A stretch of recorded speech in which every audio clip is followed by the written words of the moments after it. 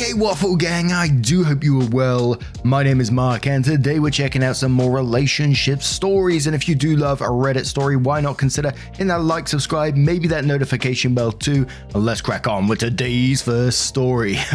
Much love guys. Now today's first story comes from Throwaway Coat 1245 and says, my 35 female husband, 40 male family won't leave us alone.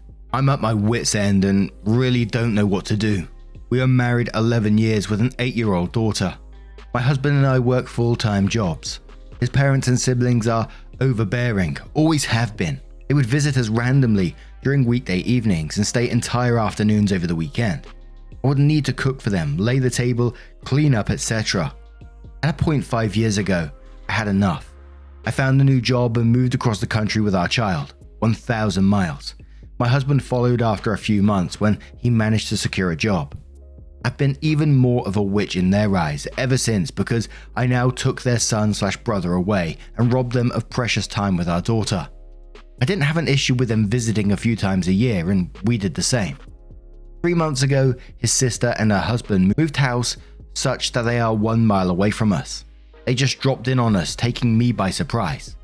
Free world, I didn't react. But now we bump into them at the local store all the time. They always want to come over, borrow stuff, etc. Still, I say nothing. 1 month ago, his retired parents dropped that they are also moving to our city. They too are like a stone throw away. We are back to square one. The time spending in my home, unannounced visits, requests for favors, et al. My husband and I are arguing so much that we are contemplating divorce. Am I being a total bitch by wanting to move away again, even further this time? They have destroyed my peace and happiness. So there was commenters questioning about the move. So Big E Smallpox says, and quotes, I found a new job and moved across the country with our child, 1,000 miles. My husband followed after a few months when he managed to secure a job. I've been even more of a witch in their eyes ever since because I now took their son/brother away and robbed them of precious time with our daughter. The commenter then goes on to say, this right here is why I think you're a total B. Could you at least say that you told your husband you were going to move? Did you give him an ultimatum? Did you even try to communicate that his family is smothering you to them or to your husband? Like honestly, I hope it is in that case because that sounds really fucked. OP replies saying, okay, my bad. I didn't explain properly. Yes, I addressed it with my husband countless times, but things would change for a while and then go back.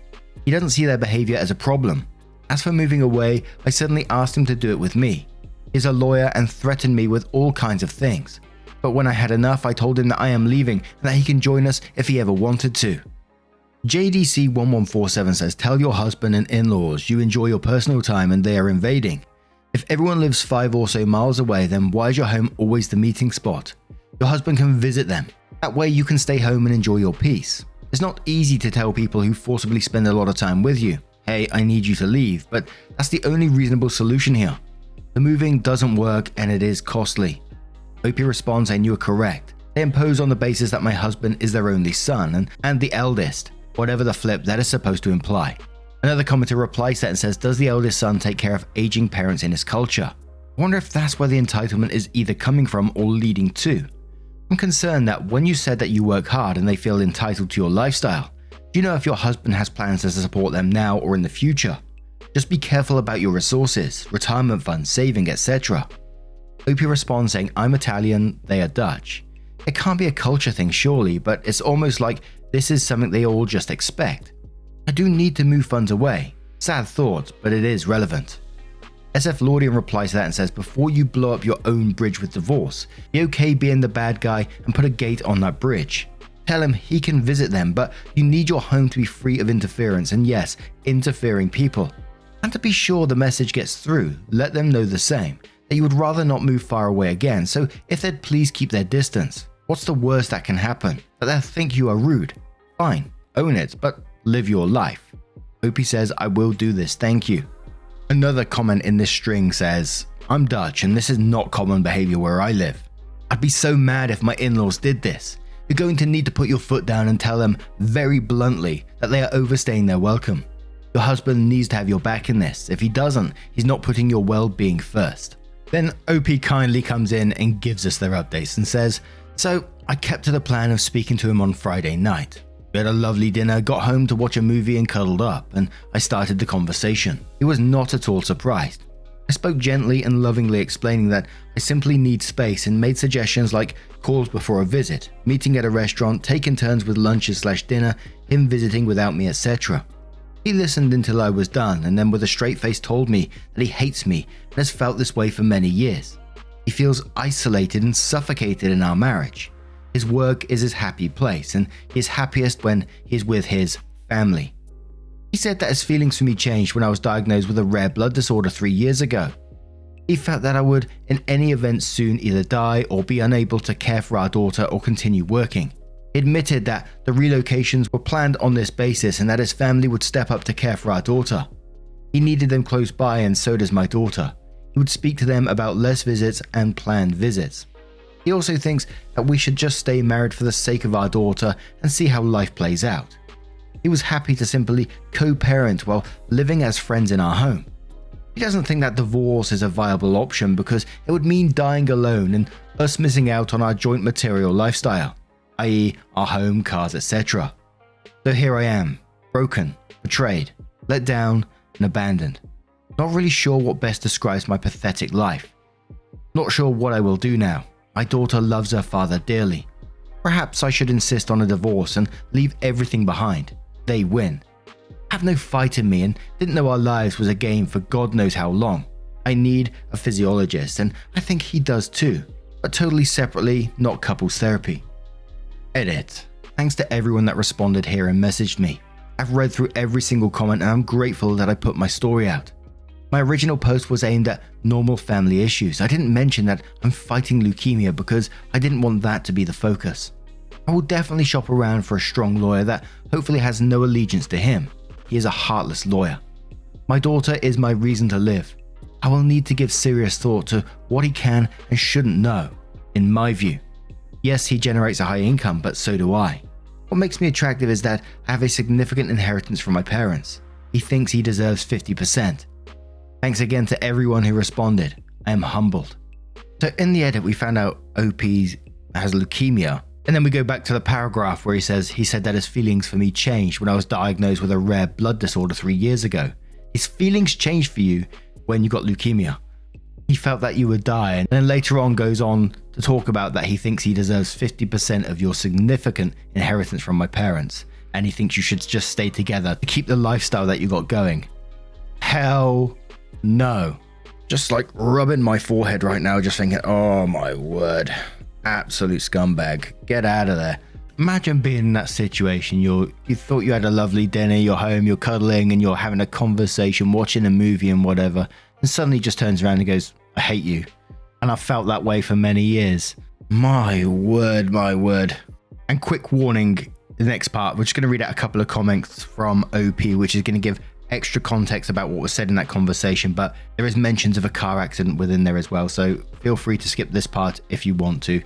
But this is from Worldy Pixie, who says, he achieved what I thought was impossible.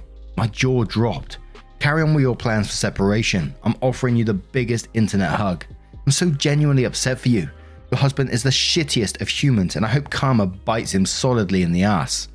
OP responds that saying, I left this out, but he actually said to me that my leukemia and my parents' car crash is my karma playing out. OP then shares a comment about him attending appointments with a treatment, etc. OP said, he attended most serious doctor conversations. I thought he cared. In hindsight, he was making sure that he knows exactly what the prognosis is at all times. I can't even think this evil. One more little string of comments. So Logical Wasabi says, excuse me, no, he does not get to say I hate you, then ask you to stay married for the kids. Dame Lizard replies that and says, live together as friends with someone who hates you because you are ill and the OP is wondering if she should stay. I think the fuck not. OP must have resources. The asshole husband wants to keep his grubby mitts on. OP responds and saying, yes, I'm a medical doctor and inherited everything that my parents owned. I'm a gold pot to him, nothing else. Bloody hell. Now, what do you guys make of this situation? Let me know your thoughts down in the comments below. And let's move on to another story, which comes from Operation Wingspan from the True Off My Chest subreddit, who says, I've been proposing to my girlfriend for 6 months. I, 25 male, will be in a relationship with my girlfriend, 24 female, for 10 years this month. She has been the greatest treasure in my life, and I cannot imagine my life without her. She was my first true love, and while I didn't know it at the time, it was at first sight for me when I was only 12 years old. I've also known I've wanted to marry her for years, but our situation was never right for it. We were both living with our parents, saving up for if and when we'd get a place of our own. We've now been living together happily for well over a year, and I know I want to ask her to marry me at our upcoming weekend getaway to commemorate our 10 years anniversary. Truth be told, I've known this for almost 8 months, before any getaway was even planned. When I started working on my proposal in August, I wanted to make sure it was special, without becoming something she could predict reliably. I'm pretty experienced at setting coded messages, and she greatly enjoys receiving tokens of affection, however small. So eventually, I settled on a 6-month proposal plan that I dubbed Operation Wingspan, hence the username. Every single day, I'd send her a sweet handwritten note to wake up to, all marked with a date in varying date notations, 17th of the 12th, 20/2, 3rd of the 10th, etc., all with a different text. Each note would have a letter indicated by said date notation. I would clue this solving method on the last date noted she received, and when combined/solved correctly, these notes would spell out the text, translated. My dear girlfriend, today on the 10th of March 2023, on our trip through getaway location, I want to ask you to marry me after 10 years. I love you and want you by my side for the rest of my life. Girlfriend, will you marry me? A date after the final dated note, I'd probably ask the question at the scenic view along a nature trail that we intended to walk. I've less than 10 notes left to give. I'm both ecstatic and extremely nervous to ask the question proper and to reveal what I've been doing for the past 6 months. I hope I surprise her with the act. I hope she likes the ring I brought her. I hope she enjoys the puzzle I've left her, but most importantly, I really hope she will say yes. A commenter says, she's brilliant, and while not necessarily a massive fan of puzzles like this, she does enjoy solving them if presented. The fact that she's not been looking for a solution right away is what I've been counting on a little. And quotes, I would also like to see clues on how this was done without her working it out before the date. Opie responds saying, thank you for the kind words. To answer your question, had it been in English, I would love to open up the private subreddit fully after the fact, but it isn't, so that'd make it tough to decipher knowing you're on the right track. It also adds some PI, personal info that I prefer not to share though. I could likely mask that by omitting the dates and notes in question. I can translate the final note I'm giving that clues in that there's more to these though, and maybe provide a few examples. Here's the former. 179 notes and a date by date. They spell out my love for you. And then there's some pictures of the notes. And a user called Jan kindly translated the notes, and they was a bit worried that they might have missed some nuance, but they don't think so. So message 1 says, thank you for being with me. Message 2 says, every love story is lovely, but ours is my favorite. Message 3 says, may I give you a kiss? Message 4 says, I imagine my future together with you every day.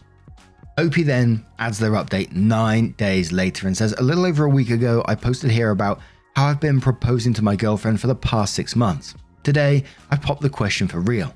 We had a rocky start of the day, but we eventually started our trek through Scotland. We rented a car with the intent of visiting the beautiful nature of the Highlands. I was nervous the whole day and could barely sleep the night prior, and my experience driving on the left side and the roads being a bit tight here didn't help matters much either. After a few stops on the way up north, we eventually arrived at, pronunciation here, Altnafay, where while she was taking pictures of the gorgeous landscape, including the vast plains, the imposing mountainside, and this tiny white house to offset against it. Look it up if you haven't heard of it, it's magnificent. At one point, where she was with her back towards me to focus on the picture, and the nearby area was devoid of other people, I got down on one knee and was ready to pop the question, trying and failing to use that line that I conjured over nearly 180 notes. Upon turning back to me, she was in complete awe when she saw me, and could barely utter a single word after I asked the question, and just nodded instead, and followed it up with a soft yes. She mentioned to me that after the shock died down that she didn't hear anything I said, only registering her name and the word marry. Her face was frozen with a smile of utter disbelief when she put on the ring, which she absolutely loves. It took well over 20 minutes until she was able to speak cohesively again. We took some more pictures and videos before heading back to the car, where I could finally tell how she could have known for almost 6 months. As I was telling her about the work I'd done, without giving away the solving method, you could see the wheels turn in her head. However, the emotion and disbelief of the proposal still dominating her thoughts, her processing speed was very slow. Still, once she knew it was a puzzle, she desperately wanted to solve it. After some more giddy talking and eventually driving to our next hotel, I provided her with a final clue again and some of the notes. I'd informed the hotel of my intent upon reservation, and they'd been so nice to set a congratulatory gift in the form of chocolate-covered strawberries and more delicious fruit. Once she started solving, it took her a bit to understand, but eventually she figured out how to solve the puzzle, and it made her even happier. Right now she's fast asleep cuddling up to me, exhausted from the tumultuous day, while I am writing this update for you all, and for myself to process it all as well. I feel like the luckiest man in the world. Edit in advance, for those wondering why it's 180 and not 183, half of 365. I asked her 2 days earlier so I wouldn't be on the edge the entire weekend, and February is a thing. Stories like this always catch me off guard when we read them, like I'm expecting, where's the twist here? Where's it all gonna go wrong? Just waiting for some crazy ass mother-in-law to come running out from behind some hill as he's proposing. No, I object to this. But no, I'm glad it didn't go that way, and I'm so happy that a lovely proposal with those little clues in there that you had going on worked really well for you.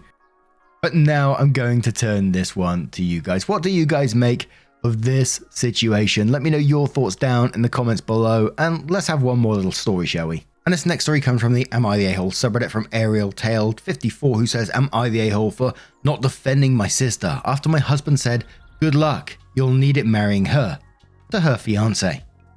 My husband used to get along with my family until my sister falsely accused him of cheating on me. He understandably doesn't like her anymore, but he's usually civil towards her.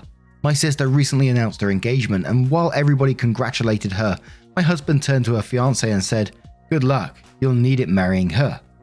I was shocked he would say something like that, especially in front of my parents, but I never said anything as I didn't want to fight with him in front of everybody. My sister kept giving me a look like she expected me to say something, and when I didn't, she yelled at him herself. I made us leave because I could see us being there wasn't helping the situation. My sister has been texting me about what happened, mostly to take digs at my husband. She gets angry every time I ask her to stop and thinks I'm siding with him when he was in the wrong. Things have gotten worse after I told her I wouldn't be going wedding dress shopping with her, as she's blaming my husband for that too. She sent him some messages directly, and he fanned the flames by saying he wouldn't let me go and she would be lucky if we even attended the wedding. I've spoken to my husband and asked him to stop making things worse.